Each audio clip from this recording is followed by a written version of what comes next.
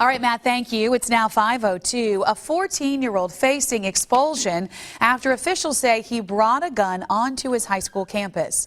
It happened yesterday morning at Viger High School in Pritchard. Christian Bethel says he witnessed the whole thing. He says the freshman confronted a senior. Bethel says he thought a fight was going to break out when he saw the freshman reach for the gun. They were standing in front of a doorway, and the student was like, "What you got in your pocket?" And then he pulled out the gun and aimed at him. He clicked it twice, and some student knocked it out of their hand, and then the teacher ran over and slammed the boy, and they picked up the gun. Officials say the gun, a .22 caliber revolver, had bullets in it, but it had jammed. The 14-year-old was taken to Strickland Youth Center. He is facing a weapons charge, but other charges could be added. This incident has many parents asking what type of security measures the school system has in place. A school spokesperson broke it down for us. Each school is assigned one resource officer. The resource officer at Viger was not on campus during the incident. He was scheduled to be off this week, but even if he had been working, there's a good possibility he may have been at another school. That's because there are only 12 resource officers for all 90 schools in the county. None of the schools have metal detectors. They all have handheld wand detectors, but there's no schedule for when they're used. That's up to the discretion of the principal.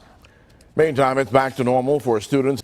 3 women remain behind bars this morning, charged in connection to a meth bust in Mobile. Police were called out to a home on Reynolds Drive off of Moffett Road for a possible meth lab.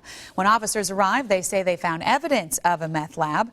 These 3 women were arrested: Jennifer O'Neill, Lisa Sessions, and Tabitha Eady. They're all charged with possession of a controlled substance and tampering with physical evidence. Sessions is also facing a marijuana possession charge. Meantime, these guys are facing charges after a drug bust. It happened on Victory Avenue off of St. Stephen's Road in Mobile. Mario Abston Jr., Ladridic Yates, and a juvenile are charged with trafficking spice.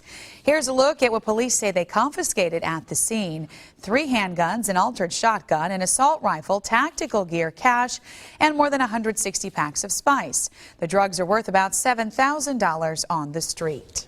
A thief steals. All right, Matt, thanks. It's now 5:13. Spiders are weaving big trouble for Suzuki, forcing the automaker to issue a recall. And take a step back, plastic. It looks like cash is still king. Tracy Burns has these stories and more in the Fox Means Business Report. Labor Day is almost upon us, and many of you have the day off, so officials are reminding everybody to play it safe. Alabama law enforcement officials are beefing up enforcement on state highways and waterways.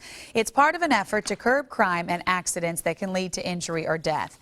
Officials are urging drivers and boat operators to have designated drivers and to use seat belts and life vests. If you're grilling out this week, be sure you do not leave the grill unattended. Experts say there should be a 3-foot safe zone around the grills to keep children, pets, and others from being injured. If you are grilling out this weekend, you may have to find a cover to do it under. We understand. Yeah, Matt says more rain is in the forecast now. Yeah, I know. After being dry for several days, only a couple of showers here and there. 25 our time right now on this Thursday morning. Thanks for joining us here on Fox 10 News. I'm Sarah Wall. A BP refinery in Illinois goes up in flames after an explosion.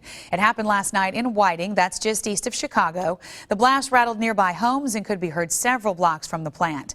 People as far away as 2 miles reported feeling the explosion. A spokesman would only say the plant had an operational incident and the plant's fire department handled it. He also said an employee was taken to the hospital as a precaution, but has since been released. The search continues for a pilot of a fighter jet that crashed in Virginia. The Massachusetts Air National Guard says the pilot of the F-15C fighter plane reported an emergency just before losing radio contact. The plane crashed in a mountain area. Officials say they're not sure if the pilot ejected ahead of the crash. The plane was on a flight to New Orleans for routine maintenance. The U.S. is checking reports that a second